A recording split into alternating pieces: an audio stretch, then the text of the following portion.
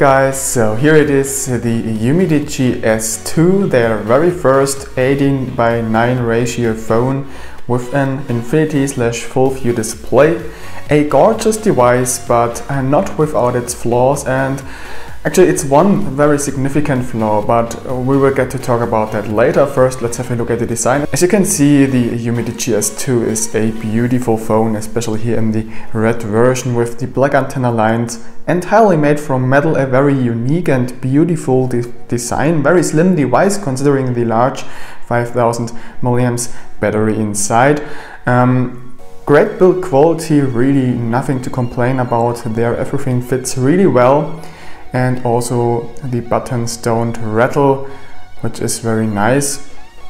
What's kind of strange though is that the status LED of the phone has been placed inside the speaker grill of the phone receiver. This makes it hardly visible, so it has a status LED but you almost can't see it, especially at daylight. And I don't really get what the purpose of this is, why they didn't put it underneath the glass here. It's kind of strange. The phone doesn't have soft touch buttons below the screen. It only has software buttons, so you have to live with that. But the screen to body ratio is actually pretty good on this phone. I mean, this is not an expensive flagship phone. It's a very affordable device, yet you still have a very modern design. I mean, look at this. The upper and lower bezels are very minimal, and the side bezels aren't the slimmest, but still comparably slim. I mean, there are tons of phones which have much thicker bezels. Complaining about this would be totally out of place here. And we also have those typical rounded corners on the screen, you know, from most of those full view displays. So the screen's resolution actually is 1440 by 720 pixels, which isn't that high, it's just HD plus instead of full HD plus. But to be honest with you, at first you notice it, but then you quickly get used to it, and the other qualities of the screen are just great. I mean, it has popping colors, very good contrast. Sharpness, despite the lower resolution, is really good. Viewing angles are good. The screen is very bright, so you can easily read stuff on it outdoors. So all in all, it's still a very decent screen, and I don't see any reason to complain about this just because of the lower resolution. After all, such a low resolution also makes the performance better because the GPU doesn't have to handle as much pixels. Performance-wise, the UmiDigi S2 isn't a bad phone either. I mean, we are running on a MT6757 SoC here, which is a first generation chipset. So it's also called the Helio P20. And we already know this from the Umi Plus E, and it still performs just as good. It's a very smooth running chipset, and you can also see that the Antutu score of it is quite decent. Also the Geekbench score. So it's not a bad chipset at all, and very smoothly usable in everyday life, and also gaming is possible to a certain degree. Stuff like Asphalt Extreme, Unkilled, Dead Trigger 2 runs just fine on this one. What's just sad is that the Helio P20, or the first generation version of it, which is used here, doesn't support Android 7.0. So the UmiDigi S2 still runs Android 6.0 Marshmallow, and that with a very outdated security patch from January 5th, 2017, which really is a pity. But surprisingly, I've tested some security tools on this, and there aren't any holes open right now. So it seems like they still have some fixes in place there. So in terms of security, there aren't any big flaws. Just the outdated Android is a bit disappointing, but well, it's still perfectly usable. So if you don't care about that, you should be fine with the UmiDigi S2. What I really like is that the system is very clean. There are no optical customizations to it, or at least not many of them. The on-screen keys have been customized a bit, but besides of that, we are running a pretty clean stock Android here, which is nice to see. System is well optimized, as you can see, very snappy and reacts just fast to any inputs. Nothing to complain about there. And it also supports OTA updates, as you can see, and it is used. I already got one update. So yeah, let's see how they will do in terms of updates in the future there. Now, one of the most insane things about the UmiDigi S2 actually is battery life. I mean, look at this, 12 hours, 24 minutes of average screen on time with a fully charged battery. How insane is this?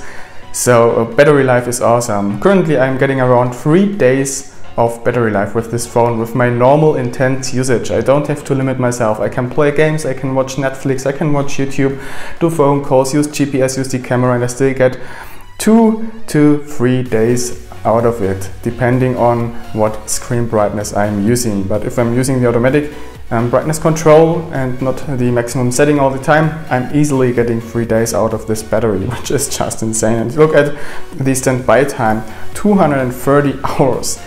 Just awesome what kind of battery life this thing has. And also the charging time is pretty good. Let me just look up my screenshot I did about this. There we go. 2 hours 24 minutes of charging time for a 5000 milliamps battery isn't that bad at all. So battery wise, the UmiDigi S2 is pretty good performer. And another nice thing to see is that we ain't missing any important sensors there. We have an accelerometer, proximity and light sensor, gyroscope, orientation magnetometer, rotation vector, gravity sensor, linear acceleration sensor. Everything important is there. Not as many as, for example, in a Xiaomi phone, but still there is nothing missing. And the gyroscope and compass actually do work without any issues, which is great to see. Alright, so in the beginning I told you that there's a very significant issue, and now we come to that. And that issue actually is mobile data, because mobile data doesn't work.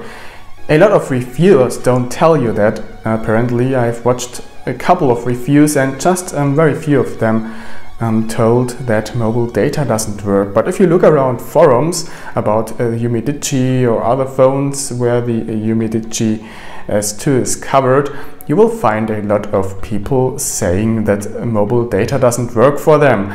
Some say it doesn't work for them on slot 1, but on slot 2 it does. But for a lot of people it doesn't work in any of the available SIM slots.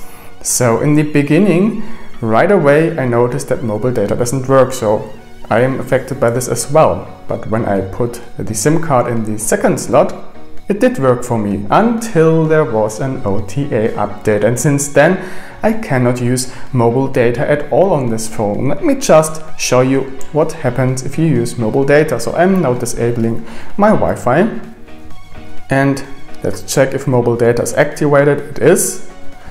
And let's also quickly have a look into SIM card settings. Mobile data 02. I'm using a Netzclub SIM card here, which is a free internet flat rate here in Germany.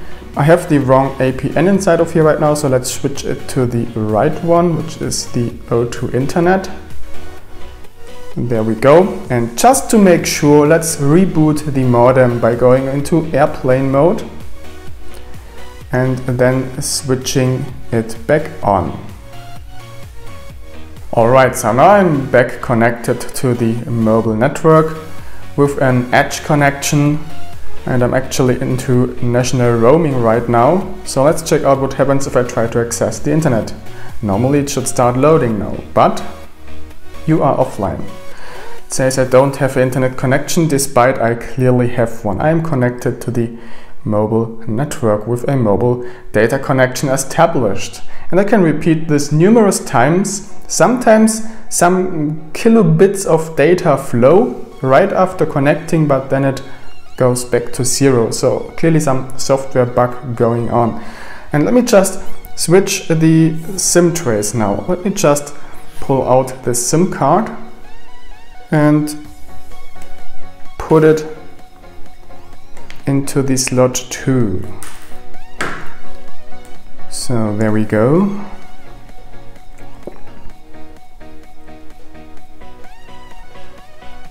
Oh, come on, I had this SIM tray. So that should do it.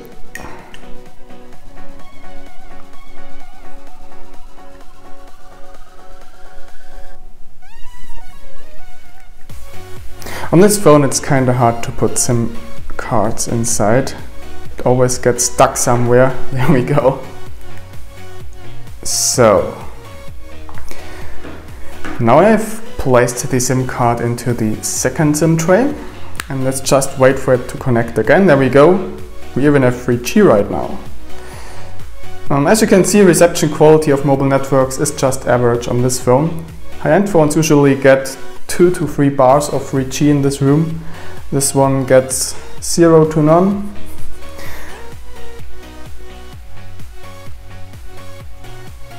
Yeah, right. So as you can see right now, it doesn't say I'm offline. It tries to load data. But that doesn't stay like that. After a short period of time, it will just stop working again and say I'm offline, which is extremely annoying. And as you can see, there is no data flowing because of the bad reception quality.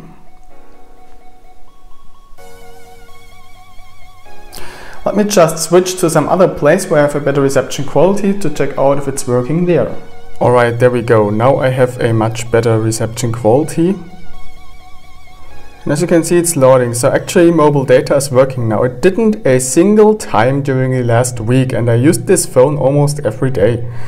That's kind of typical. You try to show something and then suddenly what you want to show doesn't work anymore. In this case the phone started working magically, but it's very unreliable since it didn't work the whole week. So yeah, what's the point of it? But as you can see, it doesn't say I'm offline, but there's no data being transferred. So still something wrong there. I mean, it should work like a charm now. This 3G network here gets around 2 Mbit per second of downstream. So this website should load up in no time, yet it doesn't. For comparison sakes, let me just get up another phone to compare it with the same network. So let's have a look at this. This is the UkiTel K6000 Plus with the same or a similar SIM card. It's the same network. It's also O2, and I'm connected to the HDPR network. Let's just open up a website. Boom! This is how it's supposed to work, right? Now let's get back to the UmiDigi S2, which meanwhile jumped back to Edge and is still loading the website. Your connection was interrupted, it says.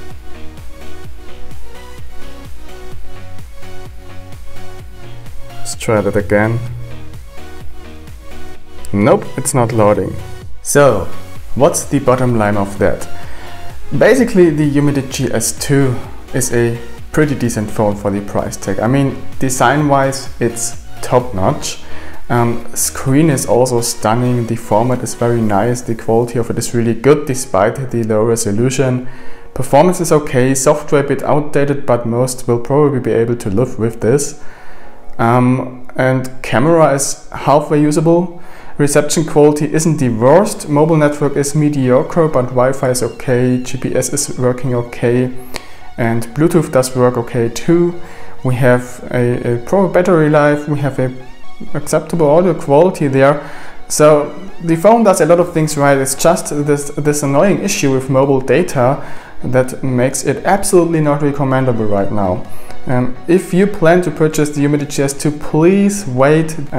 You never know if UmiDigi will be able to fix this. I'll tell you that they are trying to do. They actually requested log files from me to get this thing fixed, and they know that here in Germany at least a lot of people have this issue with mobile data not working. But so far I don't know if and when they will be able to fix it, right? So let's just wait and see what happens, and I myself will wait for the full review until they fixed this mobile data issue, because the phone just isn't usable for me right now as a daily driver in this state. So if you see a review, the issue has been fixed. If you don't see a review here at CMM, it has not been fixed, just so you know. So that's it for this unboxing and first impression video. I hope you enjoyed it. Thanks for watching and see you then with the full review. Maybe.